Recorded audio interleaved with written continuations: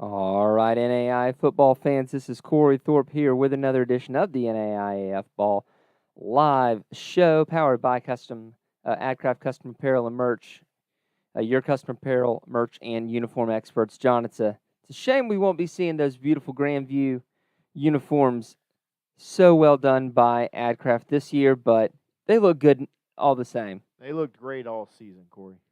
Absolutely. So, as you can see, I'm not giving nothing away tonight. I've got my Northwestern shirt, my Kaiser jacket. I think John might be a little biased over here. I'm not that biased, Corey. I'm just for sure know who I'm picking tonight. Well, I tell you what, let's get to looking at some scores, and after a really good quarterfinal section, right? Kind of not. Both games were over early in the third quarter. They were in garbage time in the third quarter. Even the Grandview Kaiser game, Kaiser never showed doubts of who was in control of that game. And the Northwestern Indiana Wesleyan game, who we're about to talk about, Northwestern made it into a snooze fest. Not as much as in the last games. I think Indiana Wesleyan's defense really did come to play for a little bit. Yeah. Yeah, and to credit Indiana Wesleyan's defense, this is the best all postseason that somebody's held. Yeah, Northwestern. Exactly. I agree with that. But the most telling stat is what Northwestern's defense was able to do to the Wildcats. Was in that bottom right corner over there, going 0 for 10 on 3rd and 4th down conversions. It's not an effective way to stay on the field. Yeah, it's effective of only getting you 7 points in a game. That's very true. So we were really keeping up with this one, and Northwestern just does what they do. Look, defensively, 4 sacks, 7 tackles for loss. I don't have on me what the third and whatever numbers were to see what the quality of those third downs were, whether they were mostly 3rd and 7 to 10 or whether they were mostly 1 to 5s. But, with TFL numbers like that, you're probably seeing a lot of long third downs. Yeah, and, the big thing I look at is just Gramstad's stats right there. 2 through the air, 2 on the ground. My man's incredible. You got to take something away from him and hopefully contain the other side. You either got to take the legs away or the arm away. One of them. He cannot be efficient at both. Just like all season, though, he is. Yep, and, credit to Northwestern. They shut down to Darian Williams. Xander Stokes was sub 500 on a completion percentage. Didn't have a touchdown through the air.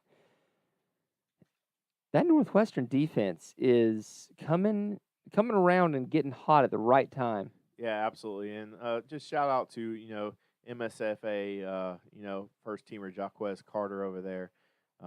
He's always going to get his. Absolutely. Even through a bad game, for him to get 100 yards, man, that's insane.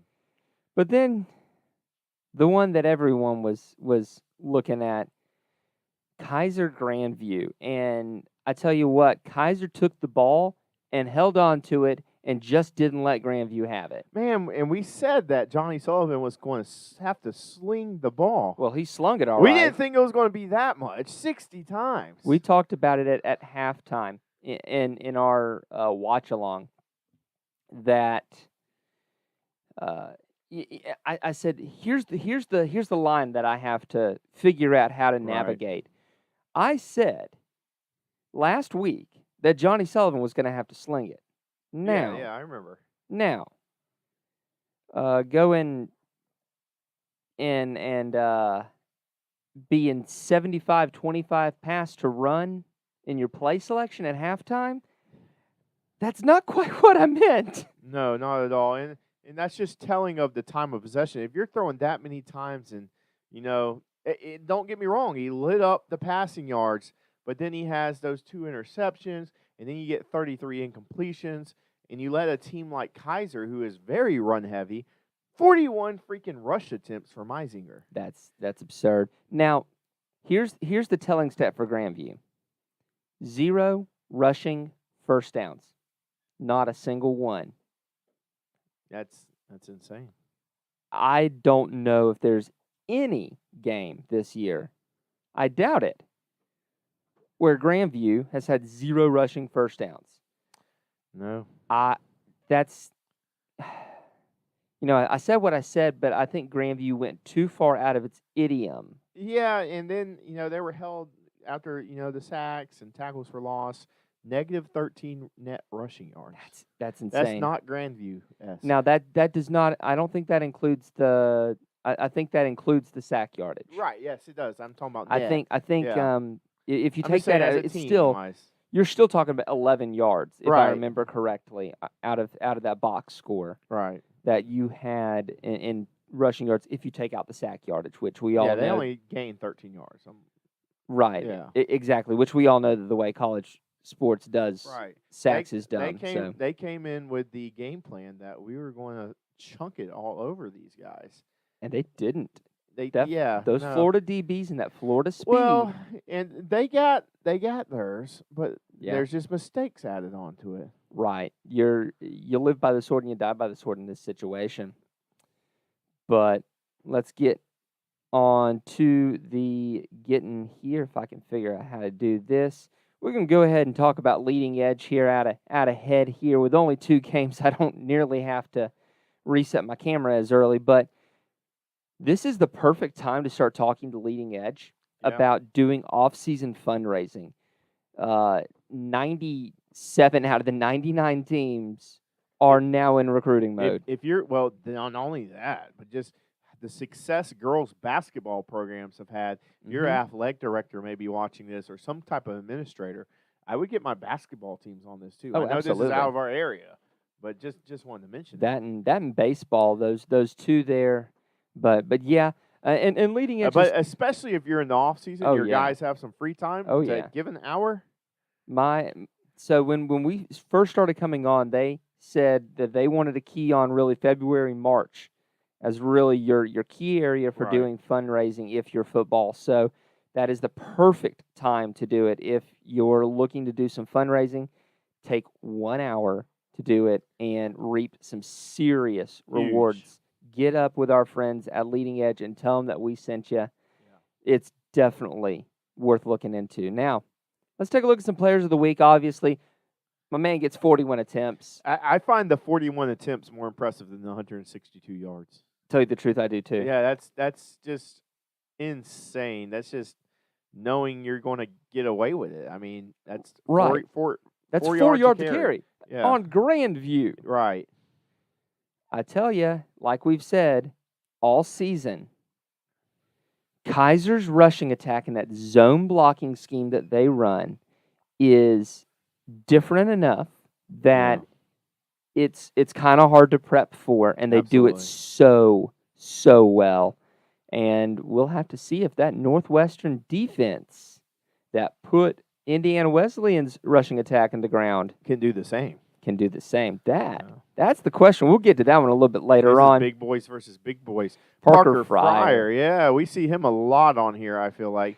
A lot of Northwestern guys have made it on here player of the week, I feel like, all throughout the year. Yeah, 13 absolutely. tackles, tackle and a half, tackle for loss, excuse my order there, and an interception. Pretty impressive stats for the box score. That's how you do it. And look at those beautiful helmets. I love the branding Northwestern went with. I really dig the flag in. And the uniform, just the jersey's beautiful. You know what would be really beautiful, John? I've been waiting for you to bring it up. A color-on-color game. Especially, they missed out a couple years ago when you literally had the Red Raiders versus the Blue Raiders. You're right. Now you're getting a second chance with the color schemes of Kaiser's powder blue versus just the red of Northwestern. I think for their home uniforms, Kaiser wears the navy, but still, it'll look fantastic. But they wear the powder blue pants. They wear the powder blue pants with the navy tops.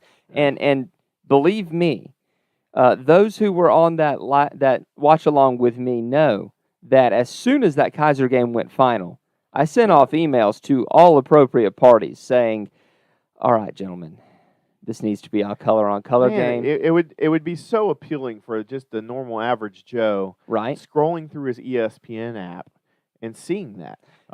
Kaiser has powder blue jerseys, though, don't they? Probably. You have to. Yeah, I remember. I haven't seen them this year, but they're there somewhere. I can get. See, here's the thing. I can guarantee. I bet if you just type in Kaiser football on Google, you'll see the powder blue jerseys. Oh, I bet. And here's the thing. I almost guarantee that if I at Paul Lucas at UniWatch and his 139,000 followers, those are going to get a retweet. And some of those 139,000 are going to go watch the game. You'll have the average Joe watch the game just because of the color scheme. Absolutely. I know we sound like women up here, Oh. but, jerseys and combinations are good for brand identity and great for recruiting.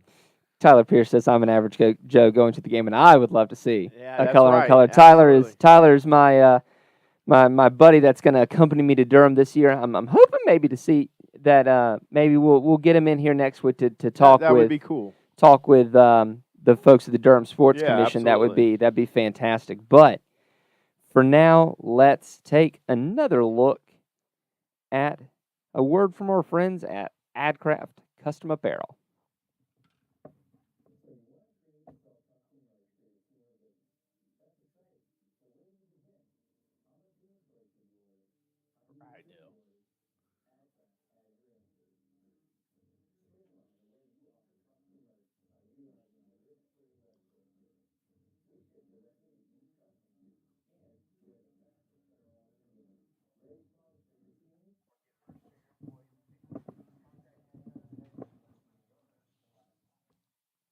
I apologize for the technical difficulties there.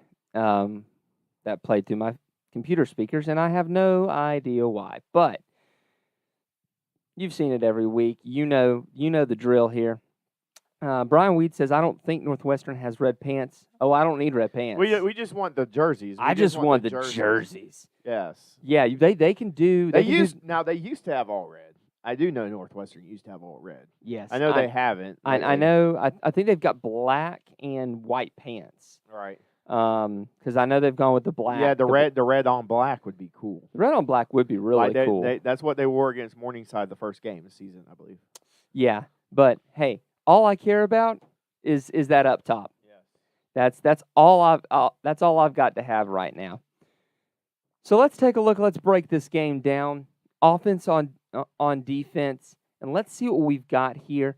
Kaiser's offense, 8th in SP+, and against Northwestern's defense, 4th by SP+, ranked in the NAIA. John, what I think we have hinted at this a little bit, but what are we looking at when we break down Kaiser's offense? Well, I think you're definitely looking at just the rushing attack in general, especially with Jaden Meisinger back in the fold. And don't get fooled. We'll have to see how Bryce Burgess is. You know what I'm saying? That's what I'm saying. And if they could get him back and get the 1-2 punch, that would be lethal. That's what I'm trying to say. Excuse me. And then, just see if they have a passing attack, if it's needed. You know what I'm saying? Can it happen?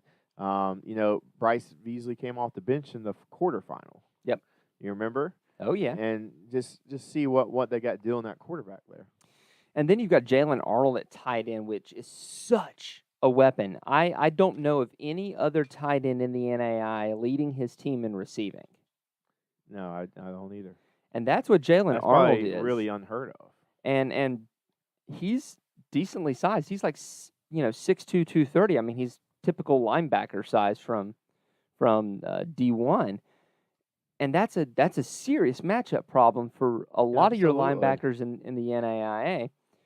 But we're going to have to see how he matches up with Parker Fryer and Noah Van Hoff, who have been really good for Northwestern. And like we said earlier, Northwestern really is coming into their own defensively over the last few weeks.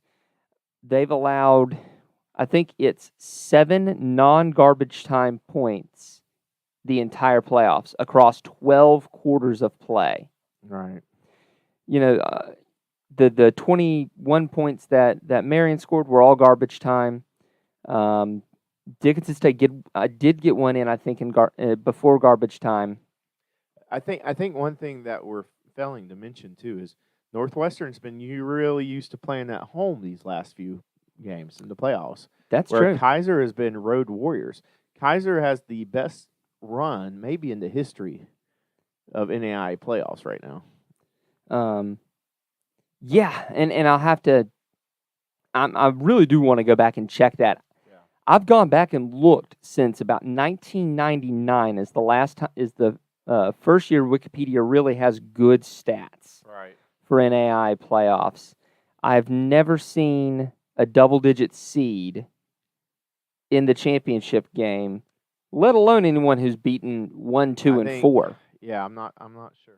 I don't think it exists. Sure. I'm going to have to go flip through my NAIA yearbooks and see and go back through the ages. But here's what we were talking about earlier.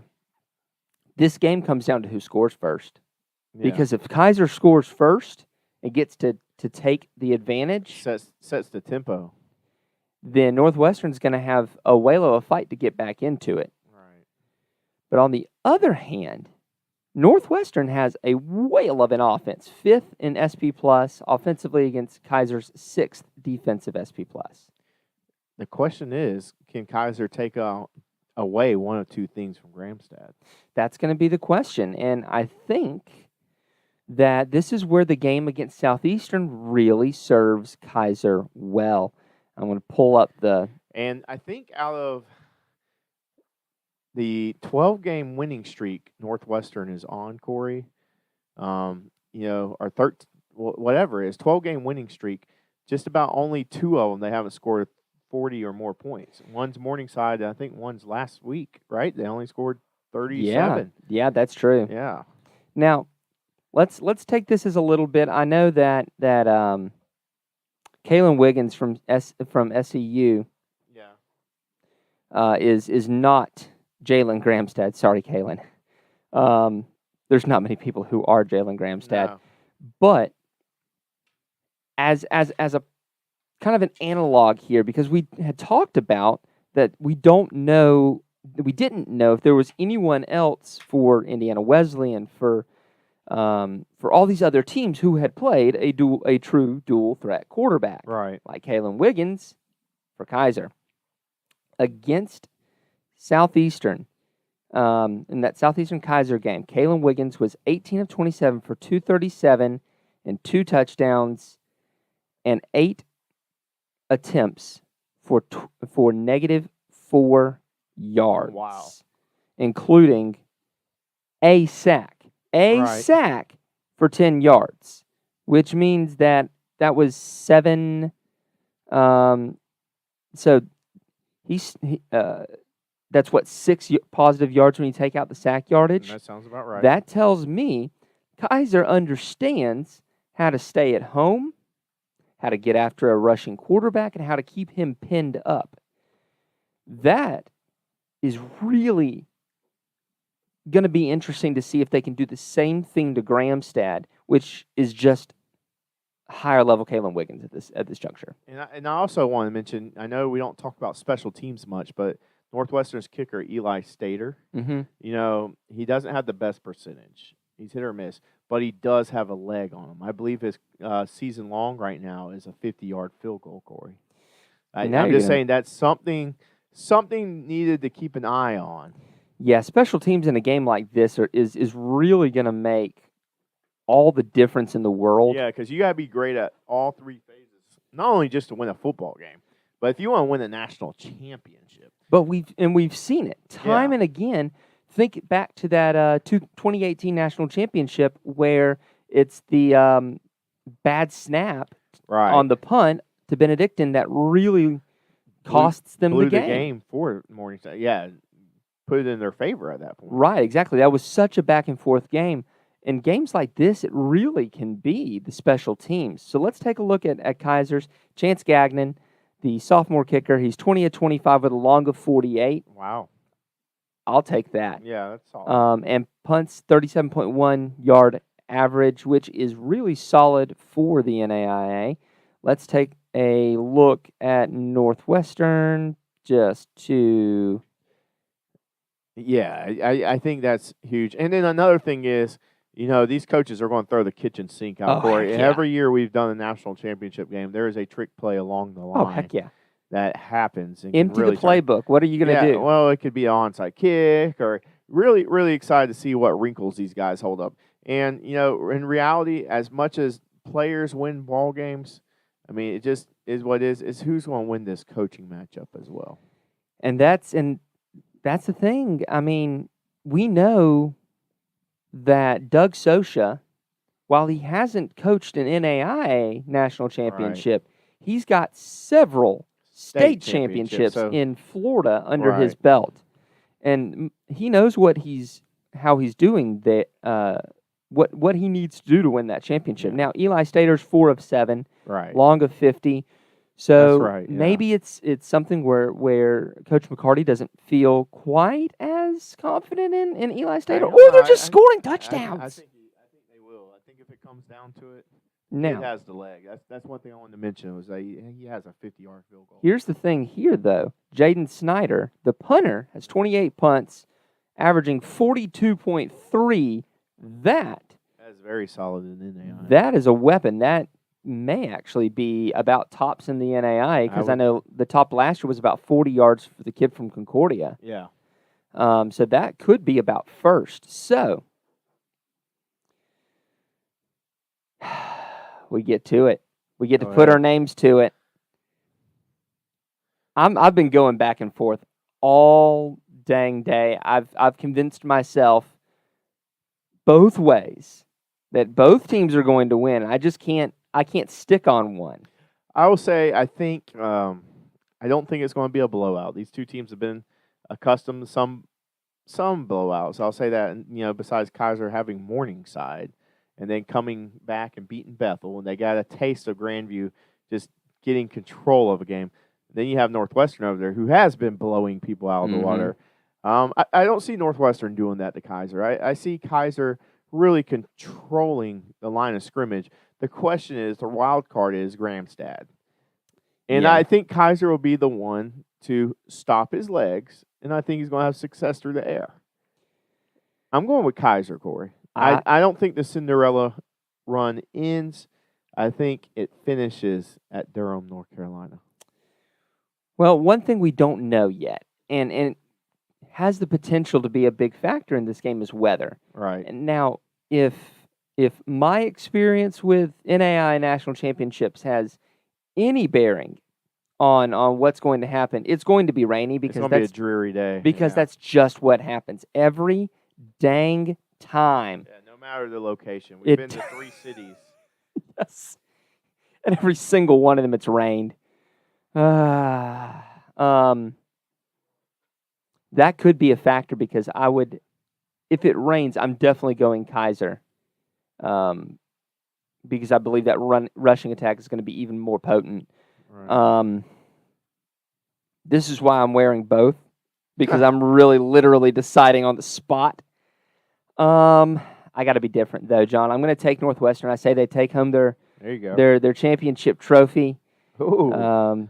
Their championship trophy. Their championship trophy that they feel that were close to it 2 years ago. And they feel, I bet there's some Northwestern fans that out there feel that if they had Tyson Koima suiting up against Chris Oliver and the Lindsey Wilson Blue Raiders, that they could have had a shot. Yeah.